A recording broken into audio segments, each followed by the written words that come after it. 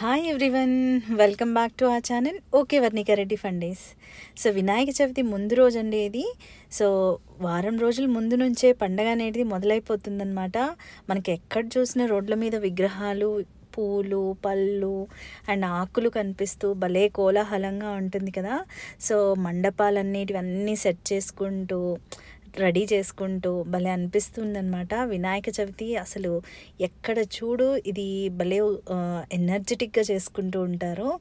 So ఇదైతే ముందు రోజు వ్లాగ్. నేను ఆల్రెడీ మీకు లాస్ట్ టైం చెప్పాను కదా, 500 బడ్జెట్లో అయితే షాపింగ్ చేద్దామని ఈ వినాయక చవితికి అనుకున్నాను. సో మేము ముగ్గురం అయితే షాపింగ్కి వచ్చాము. And most of the times Vinayaka Chavithi రోజు అయితే ఫుల్గా వర్షాలు పడతాయండి. నేను చాలాసార్లు అబ్జర్వ్ చేస్తున్నాను. కనీసం చిన్న జల్లన్నా కురిచిద్ది ఇంకా వినాయక చవితి ముందు రోజు, ఆ రోజు అనేది. సో దీనికి నేను షాపింగ్కి వచ్చే ముందు అయితే చాలా గంట సేపు వర్షం బాగా పడిందనమాట. ఇంక ఈ వర్షానికి ఇంకా స్ట్రీట్ షాపింగ్ ఏముంటుందో ఉండదో అనుకున్నాను. ఇంకా వర్షం అంతా ఆగిపోయిన తర్వాత వచ్చాను. లక్కీగా ఉన్నాయన్నమాట. సో ఇంక నేనైతే 120 రూపీస్ పెట్టి ఈ విగ్రహం అయితే కొనుక్కున్నాను. కంప్లీట్ క్లేది అయితే కొనుక్కున్నాను అనమాట. చాలా ఇయర్స్ నుంచి ఇలాగే. అండ్ ఇది వచ్చేసి 20 రూపీస్ పెట్టి కొనుక్కున్నాను. అండ్ ఇక్కడ అరటి చెట్లు అండి. ఇంకా అరటి చెట్లు కూడా బాగా ఫ్రెష్గా ఉన్నాయి, బాగున్నాయి. వీళ్ళు డైరెక్ట్ అక్కడ నుంచి తీసుకొస్తున్నారంట. సో ఇవైతే 80 రూపీస్ పెట్టి కొన్నాను అనమాట. సో బాగున్నాయి అని చెప్పేసి బాగా బేరమాడి కొన్నానని చెప్పి అంటూ ఉన్నారు. సో ఎందుకంటే బడ్జెట్లో కొనాలి అనుకున్నాను కాబట్టి అలా కొనుక్కున్నాను. అండ్ ఇక్కడ 3 టెంకాయలు అయితే తీసుకుంటున్నాను. రెగ్యులర్గా నాకు పూజా రూమ్లోకి ఒకటి, కలశం మీదకి ఒకటి, అండ్ వినాయకుడిని కొట్టడానికి ఒకటి అని చెప్పేసి వినాయక స్వామికి కొట్టడానికని అలాగా కంప్లీట్గా 3 తీసుకున్నాను. ఇంకా మరుసటి రోజు అయితే ఉదయాన్నే లేచాను అనమాట. 5కి లేచాను.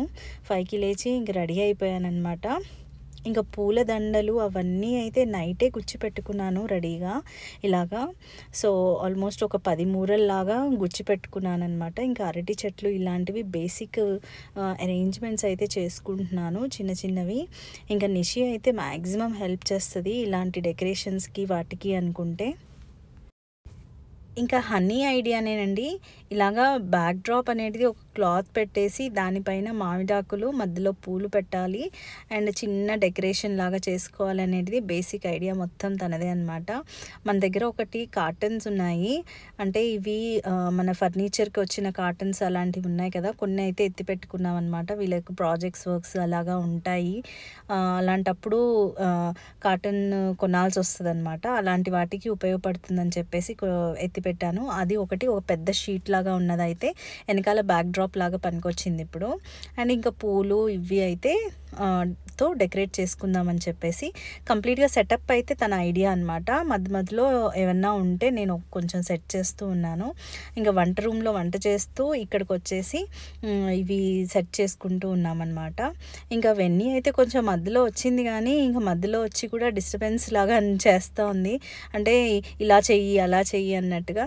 ఇంకా సరేలే అని చెప్పేసి వెన్నీని వద్దు నువ్వు రెడీ అవ్వు, ఇంకా మిగతా అక్క చేసేస్తుంది అని చెప్పేసి చెప్పి పంపించేశాను.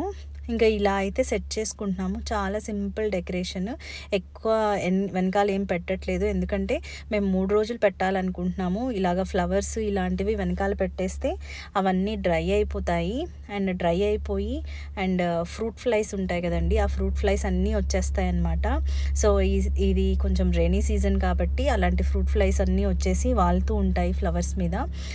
అంత బాగా అనిపించదు, చిరాగ్గా ఉంటుంది. సో అందుకని మ్యాక్సిమమ్ తక్కువ ఫ్లవర్సే పెట్టుకుంటున్నాం అనమాట వెనకాల. ఎందుకంటే 3 డేస్ వరకు మనం అవన్నీ కదిలించాం కాబట్టి. సో ఇలాగైతే డెకరేట్ చేసుకున్నాము. చిన్న చున్నీలు ఉంటే అలాగ పెట్టేసిందనమాట హ్యాంగింగ్. వెనకాల బ్యాక్ డ్రాప్ ఇలాగా మెయిన్గా ఇక్కడ పెట్టుకోవడానికి రీజన్ ఏంటంటే పల్లకి ఉంది కదండి, ఇది హ్యాంగ్ చేయడానికి మాకు మేము కట్టెన్ రాడే యూస్ చేస్తున్నాము. సో ఇట్లాగా కట్టెన్ రాడ్కి మాత్రమే హ్యాంగ్ చేద్దాం అనుకున్నాం అనమాట. ఇంకా చుట్టూ ఇంకేమీ స్టాండ్స్ కానీ అలాంటివి ఏమి అరేంజ్ చేసుకోకుండా. ఇంకా హైట్ అయితే చెక్ చేసుకుంటున్నాము. కొంచెం విగ్రహానికి పైకి పెట్టుకోవాలా కొంచెం కిందికి పెట్టాలా అనేది ఇదైతే చెక్ చేసుకొని సెట్ చేసుకుందామని చెప్పేసి. ఇంకా అయితే తాళ్ళు ఇలాంటివి కట్టేసేటివి ఇలాంటివన్నీ హనీ చూసుకుంటుంది. ఇంక పల్లకి అయితే హ్యాంగ్ చేసేసాం చూడండి. ఇంకా ఫ్రూట్స్ అనేటివి ఇలాగా కొన్ని అయితే కట్టేసుకొని హ్యాంగ్ చేసుకున్నాము. చాలా క్యూట్గా ఉందండి. 2 దండలైతే బంతిపూల దండలు అటుపక్క ఇటుపక్క హ్యాంగ్ చేసేసరికి ఇంకా అట్రాక్షన్ వచ్చేసింది. అదేంటో అసలు భలే కుదురుతుందండి. ఎలా చేసినా కూడా అది ఫైనల్గా అవుట్పుట్ బాగా వస్తుందన్నమాట. ఎవరింట్లో అయినా అంతే. అది మనం దేవుడి కోసం చేసేటిది ప్రతిదీ కూడా భలే బ్యూటిఫుల్గా అనిపిస్తూ ఉంటాయి. ఇంకా ప్రసాదాలు అయితే చేస్తూ ఉన్నాను. ఇంకా వంటగదిలో ప్రసాదాలు చేసుకుంటూ ఈ చిన్న చిన్న డెకరేషన్స్ అటు ఇటు తిరుగుతూ చేసుకుంటున్నాను అనమాట. బేసిక్గా 5 ప్రసాదాలు అయితే చేద్దాం అనుకున్నాను. సో ముందు రోజైతే ప్లాన్ చేసేసుకున్నాను. బెల్లపన్నము, బొబ్బట్లు, పులిహోర, వడలు అండ్ వైట్ రైస్, సాంబారు అవన్నీ చేసుకోవాలని చెప్పేసి ఇంకా స్టవ్ మీద అయితే ఈ 2 అయితే ఉడుకుతున్నాయి అన్నమాట. బొబ్బట్లకైతే బెల్లం వేసేసి ఉడకబెట్టేస్తున్నాను. ఇంకా అయిపోతాయి. ఇంకా రెడీ అవ్వడానికి ఇంకొక 1 అవర్లో అయితే అన్నీ ఫినిష్ అయిపోతాయి అన్నమాట. వంటలన్నీ ఫినిష్ అయిపోయి ఇంకా రెడీ అయిపోయి పూజ దగ్గర కూర్చోవాలి. సో ఇవి ఆల్మోస్ట్ నాకు ఎంత ఎర్లీగా లేచినా కానీ వీటి టైం వీటికే కదండి. కుకింగ్కి అయితే కంపల్సరీ 1 అవర్ పైనే పడుతుందన్నమాట. ఇంకా కలశము ఇవన్నీ ఏర్పాటు చేసేసుకొని బేసిక్గా అయితే సెటప్ అయితే ఇలా చేసుకున్నాం అన్నమాట. ఇంకైతే ఈ విగ్రహం అయితే వినాయకుడికి బొట్టు పెట్టేసుకొని ఇంకా తీసుకొచ్చి పీఠం మీద ఏర్పాటు చేసుకున్నాను. అండ్ కలశం కూడా పెట్టేసుకున్నాను. ఇంకైతే విగ్రహం మీద బొట్టు పెట్టి కూర్చోపెట్టిన తర్వాత ఇంకా కదపం అనమాట. అండ్ కలశం కూడా కదపము ఇంకా 3 రోజుల వరకు. ఇంకా చిన్న చిన్న డెకరేషన్స్ ఏవైతే ఉన్నాయో పూలు అలాంటివన్నీ పెట్టేసుకున్న తర్వాత దీపాలు అనేటివి పెట్టుకుందాం అనుకున్నాను. ఇంకా అరిటాకులో అయితే ప్రసాదాలు అయితే పెట్టుకుందాం అనుకున్నానండి. ఇంకా చూడండి దీపాలు ఇలాంటివన్నీ పెట్టేసుకున్నాను. ఇంకా pulihora, white rice and potato fry చేశాను, సాంబార్ చేశాను అండ్ బొబ్బట్లు చేశాను, గారెలు చేశాను అండ్ ఇంకా స్వీట్ పొంగల్ చేశాను అనమాట. ఇవి అయితే 5 రకాల కింద పెట్టుకుంటున్నాను నైవేద్యాల కింద. చూడండి ఇలా అయితే ఉందన్నమాట. చిన్న చిన్న క్యూట్గా ఉండే ఇవంటే చిలుకలు అంటండి. ఇవి వెనకాల డెకరేట్ చేసింది హనీ.